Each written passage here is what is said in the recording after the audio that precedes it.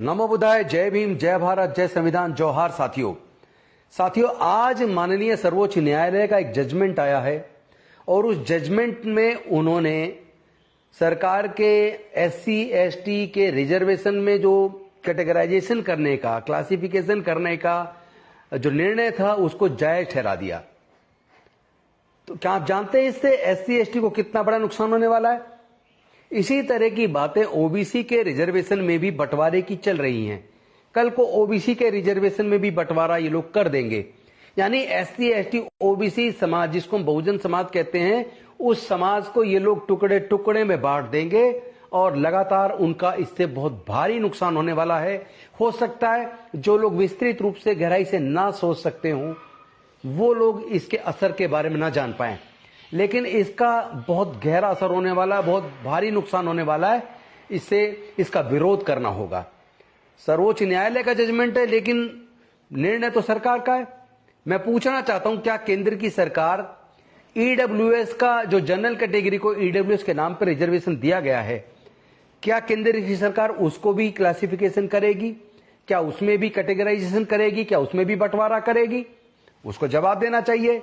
एक तरफ भारतीय जनता पार्टी और उनके नेता जाति पूछ रहे हैं, दूसरी तरफ धर्म और जाति के नाम पर नफरत फैला रहे हैं, और तीसरी तरफ अंधविश्वास और पाखंडवाद को बढ़ावा दे रहे हैं।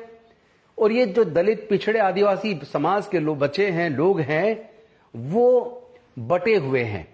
वो लोग अपना नफा नुकसान नहीं समझ पा रहे हैं। वो लोग अंधविश्वास, पाखंडवाद की तरफ इस हद तक चले गए, उन्हें ये पता ही नहीं चल रहा तुम्हारा कितना नुकसान हो रहा है। तुम्हारे बच्चों को पढ़ाई महंगी करके उनसे पढ़ाई को छीन लिया है, शिक्षा को छीन लिया है, बिना किसी कानून बनाए, बिना कानूनी प्रतिबंध लगाए शिक्षा को इतना महंगा कर दिया कि आपके बच्चों से शिक्षा छीन रही है। और देश के सरकारी संस्थान धीरे धीरे सब प्राइवेटाइज कर दिए हैं। तो जो आपकी नौकरियां लग जाया करती थी, आपकी नौकरी के अवसर भी इन्होंने बंद कर दिए हैं। और दूसरी तरफ अब आपके आरक्षण पर इतना बड़ा हमला आज हुआ है, जिसमें एससी एसटी में कैटेगराइजेशन करके उनके रिजर्वेशन को बांटने का बहुत बड़ा षड्यंत्र ये जो हुआ है, इसका विरोध बहुत मजबूती से करना होगा। और इस सरकार को इतना बताना होगा कि आपको ये सब बंद करना होगा, ये बंटवारा नहीं चलेगा। अदरवाइज इसके खिलाफ बहुत मजबूती से, संवैधानिक तरीके से इस लड़ाई को लड़ा जाएगा। मैं अनुसूचित जाति, जनजाति, पिछड़े वर्ग के लोगों से निवेदन करना चाहता हूं, अपने हक अधिकार की रक्षा के लिए, इस बंटवारे को रोकने के लिए सामने आइए।